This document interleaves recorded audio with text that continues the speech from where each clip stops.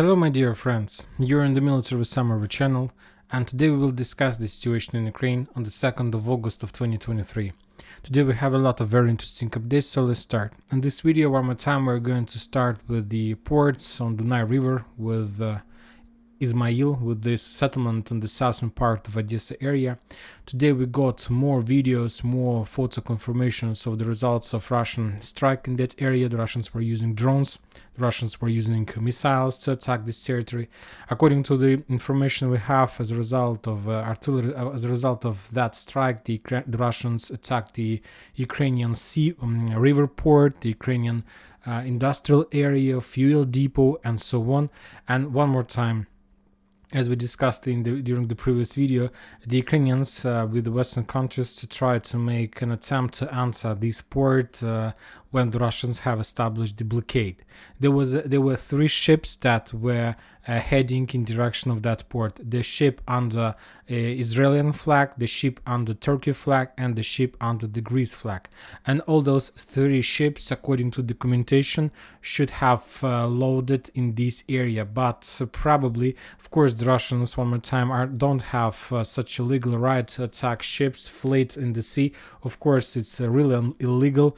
It could bring a lot of problems, so that's why the Russians took a decision to destroy the port. And this evening, the Western sources reported, and the Russian sources confirmed, that those three empty ships started their movements from that port in the back direction, trying to break the blockade one more time, but currently to the south in direction of Istanbul. So this is the situation about Ismail, and this is the real purpose, the real reason of that attack against that settlement. The Russians just wanted to show their power, and they shown that power to the Ukrainians and to the Western countries. Interesting update are coming from Crimea today. Another strike, Ukrainians made another strike against that area. As a result of the strike, the Ukrainians attacked the Russian military base, some in the vicinity of the airfield. Yet we haven't received any updates about the numbers or losses from the Russian side, but probably there were some losses. Now we are moving to Kherson area, and today we haven't received updates at all, just few video confirmations of some actions. The Ministry of Defense reported that as a result of artillery duels in this area, the Ukrainians lost 45 soldiers, 3 armored vehicles, and 4 artillery systems. The Russians continue publishing the videos of guided bombs usage, FAB 250 and FAB 500. Probably this is the only area where the Russians are using this type of weapon. According to information we have, the Ukrainians try to accumulate their forces along the Dnieper River, and there is a very high chances that Ukrainians will use these forces to cross Dnieper River and to attack the Russian positions on their side of Dnieper River. Furthermore, the Russians published another video on how they managed to discover and to attack the Ukrainian positions in some probably warehouse or ammo depot on the Ukrainian side of Dnieper River. Now we are moving to Zaporozhye area and the South Donetsk area. First, we're going to start with Petykhatki. There are no clashes in this area. Neither the Russians nor the Ukrainians made any attempt to attack or to counterattack. But the thing that we got is that probably the Ukrainians were trying to make small reconnaissance in combat between Petykhatki and Konovalova in this area. And for those purposes, the Ukrainians sent a small squad with in the number of 2 armored vehicles, 1 tank T-64 and probably 1 armored vehicle. The Ukrainians entered the fields, and they were trying to attack the Russian positions from hidden positions, but the Russians managed to discover those forces, and probably as a result of artillery strike or as a result of mine detonation, both armored vehicles were destroyed. So basically the Ukrainians were trying to attack from Mali-Sherbaki to the south. Probably the Ukrainians with a tank were trying to get these positions, and after that, from these positions, the Ukrainians were planning to attack the nearest trenches in the first defense belt in this area. But as you can see the result, probably the Ukrainians even couldn't manage to start firing. And the Ukrainians published the video how they continue bombing and shelling Zhiribyanki. Currently, the Ukrainians are trying to they repeat the same story as with Staromayorska in the same area first. If the Ukrainians want to develop their offensive operation, first they need to destroy the stronghold to reduce the settlement to ruins. On this video, we see that this is an ongoing process. The settlement have been almost erased from the map. but yet we see that there are still a lot of things to do for the Ukrainians. Now we are moving to Orechov bridgehead.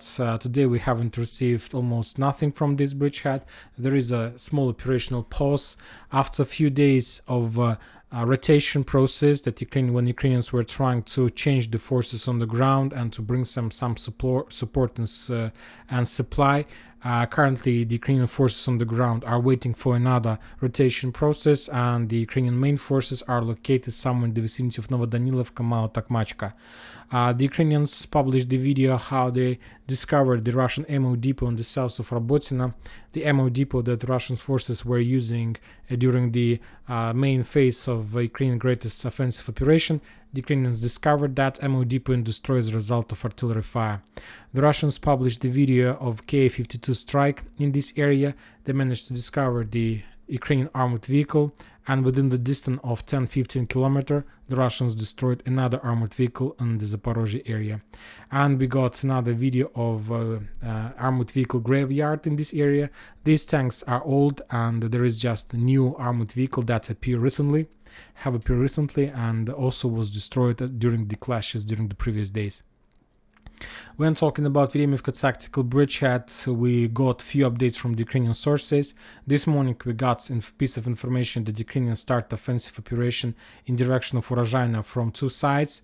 The first wave of attack took place from the north of Staromayorska to the south, trying to establish fire control over the southern area of that settlement. And the second attack took place from the north in direction to the south. The Russians reported that they managed to repel both those attacks and forced the Ukrainians to step back.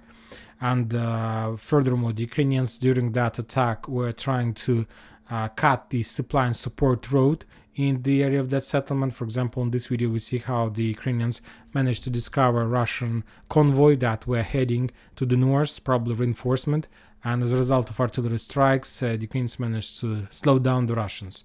And also there was another video of drone attack, also the same days, the same situation. The Russians were repelling attacks in Urozhaina, and the Ukrainians were attacking the Russian mortar positions in that small settlement on the south of Urozhaina by the name of Zavitno Bazhanya. The Russians published the video of another helicopter attack in this area. The Russians are using two types of missiles. On this video we see the usage of Vikhr. The Ukrainian armored vehicle was heading in direction of Priyutina, and as a result of attack, that armored vehicle was destroyed. The Minister of Defense of Russian Federation reported that as a result of fierce fightings in the south Donetsk area and Zaporozhye area, the Ukrainians lost 220 soldiers, 5 armored vehicles. The level of losses was very heavy. And when talking about South Donetsk area, the Ukrainians lost 210 soldiers and 6 armored vehicles.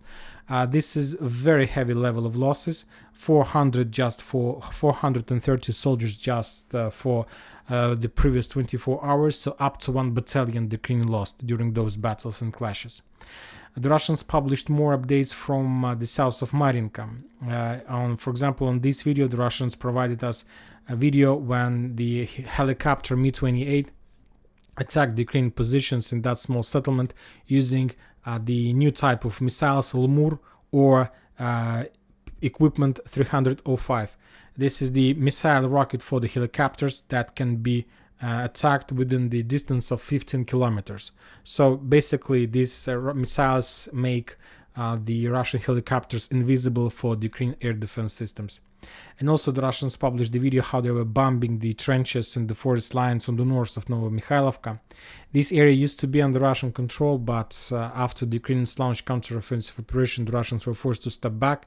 So as I see, the Russians managed to regroup, to bring some reserves, and I expect that within the next few days the Russians will restart their attack, trying to return lost positions, and they will go to the south and they will try to capture, to return the lost positions. Yes. And now we're moving to Avdiivka and to Donetsk. We haven't received many updates. The only thing we got from the Spartan forces in the south of Avdiivka, the Russians published the video how they attacked and bombed the Ukrainian positions in the south of Avdiivka using drone. And this video we are using just to clarify the combat line, clarify the positions in this area of forces.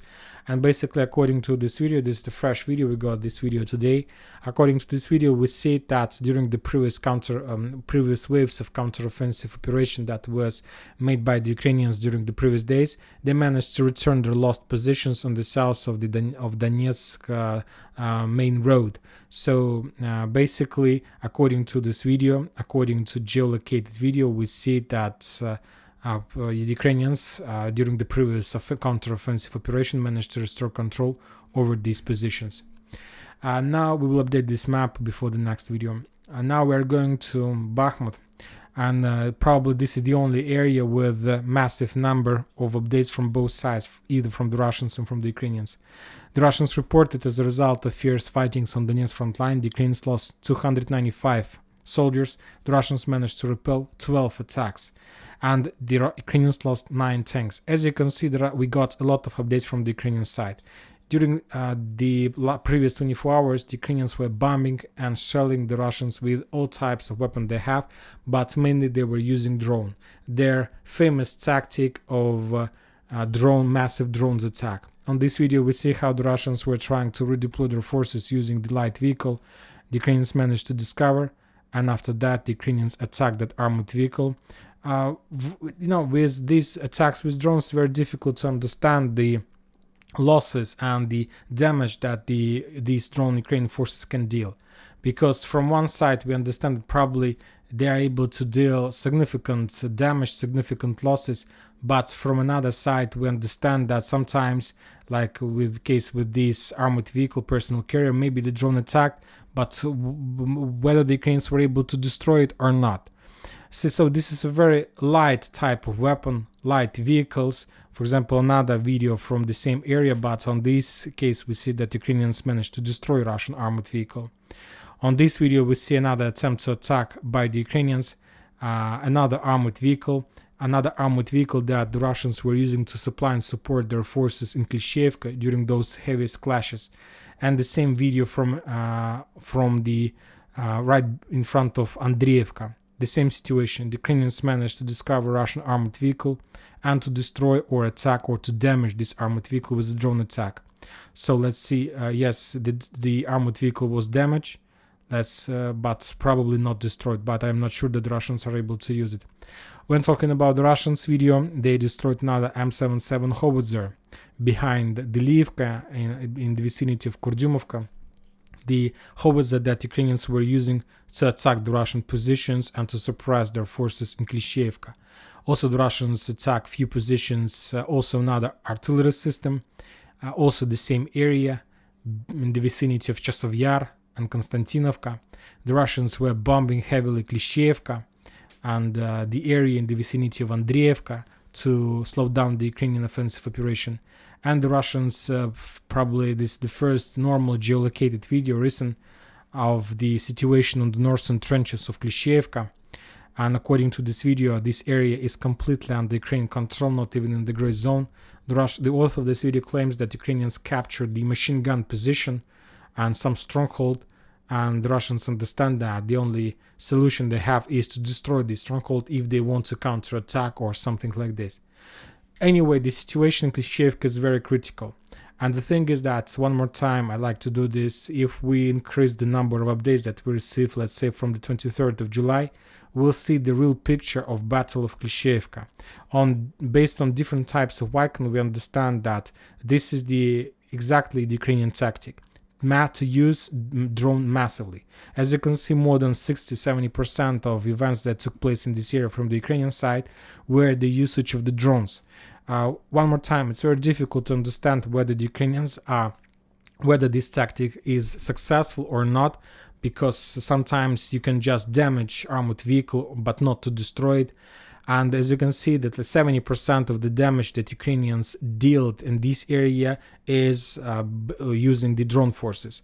And there are just 30% of icons showing that Ukrainians were using artillery systems and HIMARS systems.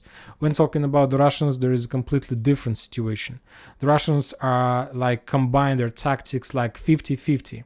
50% of drones and 50%, even not, 60% of artillery and 40% of drones. So there are two different tactics that both sides use. The Ukrainians are relying on drones, the Russians are relying on artillery. And probably currently both armies are very powerful, both armies has very powerful weapon, and this is the question, which tactics is better, the Russians or the Ukrainians? And I believe that very soon we're going to see this and to understand this. Now we are moving further to the north of that area. We are going to talk about just a second, about the Seversk bridgehead. We haven't received many updates, just another video of Ukrainian forces, how they were bombing and shelling the Russian positions on the south of that small settlement. We are doing this video just to confirm the geolocation of Russian positions, and according to this video it's very difficult to understand what did happen there, but we see that there was a small close combat between Russian and Ukrainian forces in this area. The Ukrainian grenade launcher got as close as possible and then attacked Russian positions, and after that the Ukrainian artillery continued their job. And now we're moving to Liman front line. We haven't received any updates about any progress from both sides, just the regular artillery situation, artillery duels, just the regular close combat, but situation is stable. The Ministry of Defense reported that as a result of fierce fightings in this area, the Ukrainians lost 115 soldiers, 7 armored vehicles and 3 artillery systems. The Russians continue the usage of a flamethrower system massively on this front line. Probably this is the main storming weapon, because I believe that it is much more easier to attack and storm Ukrainian positions if before the storming process flamethrower systems attacks these positions. For example, in this video we see another episode of usage of flamethrower systems, and as a result of those attacks some Ukrainian positions were heavily damaged, some Ukrainian strongholds that probably were captured later by the Russian storming forces. And the same situation in the vicinity of Karamzhinovka bridgehead, also flamethrower systems attacks the Ukrainian positions, and as a result of those attacks probably a lot of Ukrainians stayed there. When talking about Kupiansk front line, we haven't received any updates, just another destroyed artillery system by the Russian forces in the vicinity of Petropavlovka. The Russians discovered Ukrainian howitzer, self-proffered, and as a result of artillery strike, that artillery system was destroyed. The Ministry of Defense reported that as a result of fierce fightings in the Kupiansk front line, the Ukrainians lost 40 soldiers. As you can see, the situation, at least of the 2nd of August, is pretty stabilized. And probably the main reason of that is that today a very important holiday in Russia, holiday of VDV forces.